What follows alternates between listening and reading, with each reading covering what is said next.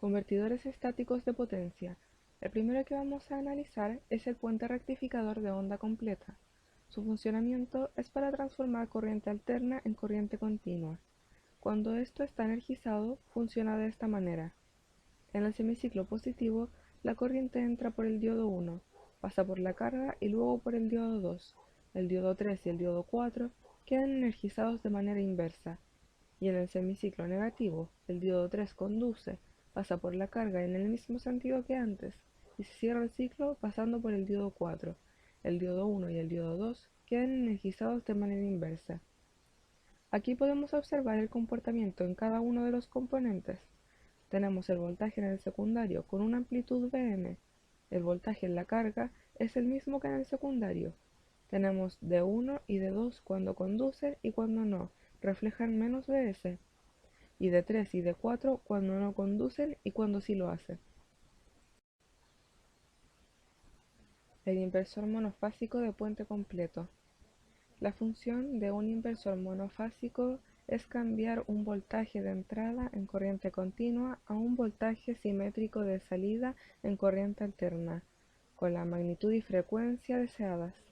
Si el inversor monofásico genera una señal rectangular, la ganancia del inversor, definida como la relación entre el voltaje de salida en corriente alterna y el voltaje de entrada en corriente continua, se puede controlar mediante la modulación del ancho del pulso, lo cual genera descansos en cero.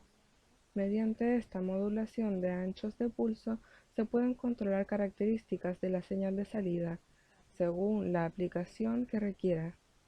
Un inversor monofásico en configuración tipo puente, tal como lo vemos en la figura, está formado por 4 semiconductores funcionando como interruptores conectados a una fuente de alimentación de corriente continua.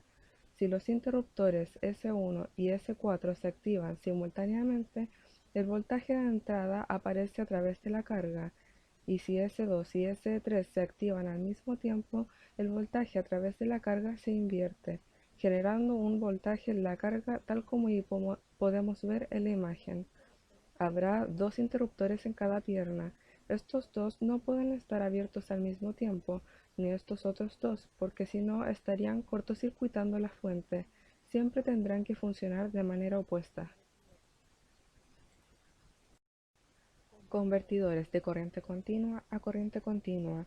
Sirven para convertir una señal continua de amplitud fija en otra continua de amplitud ajustable y controlada, para regular el voltaje de corriente continua de salida contra los cambios en la carga, reducir el ripple del voltaje de entrada y para aislar la fuente de entrada de la carga. Se usan principalmente en aplicaciones de baja potencia, como por ejemplo puentes para electrónica, cargadores de batería, control de motores de corriente continua y sistemas fotovoltaicos. Para generarlos se emplean IGBTs, MOSFET y diodos. Existen varios tipos de circuito de convertidores DC a DC. Yo mencionaré tres. Está el convertidor Buck, que es un reductor, el convertidor Boost, que es un elevador, y el convertidor Buck Boost, que es un elevador reductor. Podemos observar en la imagen la relación matemática que tienen cada uno de los circuitos que mencioné anteriormente entre el voltaje de entrada y el voltaje en la carga, en donde D es un porcentaje de tiempo en el que el switch está cerrado durante un ciclo. Este número siempre será menor que 1 y mayor que 0. Convertidores de corriente alterna a corriente alterna.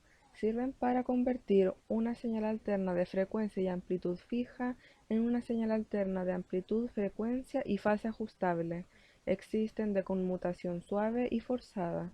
La más común que se emplea en la industria es la de conversión indirecta, aunque también existe la de conversión directa. Los semiconductores típicos que se utilizan son los tristores, triacs e IGBTs. Estas pueden ser monofásicas o trifásicas. Sus aplicaciones típicas son partidores suaves, sistemas de alta potencia y baja velocidad. En la imagen podemos observar una configuración tradicional. el inversor con fuente de voltaje modulada por ancho de pulso con rectificador a diodos en la entrada y capacitor para acople de corriente continua.